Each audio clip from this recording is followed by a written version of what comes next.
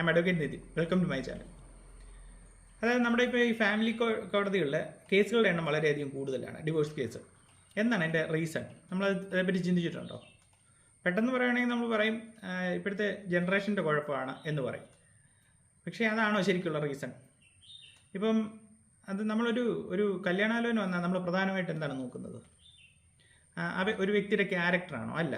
നമ്മൾ അതിനല്ല primary importance കൊടുക്കുന്നത്. നമ്മൾ പ്രൈമറി ഇമ്പോർട്ടൻസ് കൊടുക്കുന്നത് സാമ്പത്തിക സ്ഥിതി, ജോലി, അല്ലെങ്കിൽ അവരുടെ ജാതി, മതം, ഇങ്ങനെയൊക്കെയുള്ള കാര്യങ്ങൾക്കാണ് നമ്മളൊരു പ്രധാനപ്പെട്ട ഒരു ഇമ്പോർട്ടൻസ് കൊടുക്കുന്നത്. അല്ലാതെ ആരും ഒരു ക്യാരക്ടറിന്, ഒരു വ്യക്തിയുടെ പെണ്ണായാലും ആണായാലും അവരുടെ ക്യാരക്ടറിന് വലിയൊരു ഇമ്പോർട്ടൻസ് കൊടുത്ത് ഒരു കല്യാണം നോക്കാറില്ല.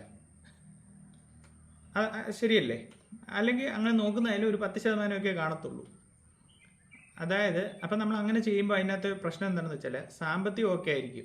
അതുകൊണ്ടല്ലേ നമ്മൾ ഗവൺമെൻറ് ജോലിക്കാരെ കൂടുതൽ പ്രിഫർ ചെയ്യുന്നതിൻ്റെ കാര്യം എന്താ? അവർ സ്റ്റേബിൾ ആയിരിക്കും, ഫിനാൻഷ്യലി സ്റ്റേബിൾ ആയിരിക്കും. അതാണ് നമ്മൾ നോക്കുന്നത്. ഇൻകം മാത്രം സ്റ്റേബിൾ, പക്ഷേ ലൈഫിൻ്റെ കാര്യം സ്റ്റേബിൾ ആകുമോ ഇല്ലയോ നമ്മൾ ശ്രദ്ധിക്കുന്നില്ല. അപ്പം അത് നോക്കി കെട്ടുമ്പം അപ്പം വരുന്ന പ്രശ്നം ഇതാണ്. ഇപ്പം ആ വ്യക്തിയുടെ ക്യാരക്ടറിനെ പറ്റി നമ്മൾ വലിയൊരു പ്രാധാന്യം കൊടുക്കാതെ ബാക്കി കാര്യങ്ങൾ, അതായത് ഫിനാൻഷ്യലി സ്റ്റേബിളായിട്ട് പോകണം, ലൈഫ് അങ്ങോളം ഈ ഫിനാൻഷ്യൽ ഇതിൻ്റെ സ്റ്റേബിലിറ്റി മാത്രം കൊണ്ട് പോവും, അതും കൂടെ നമ്മൾ ചിന്തിക്കണം.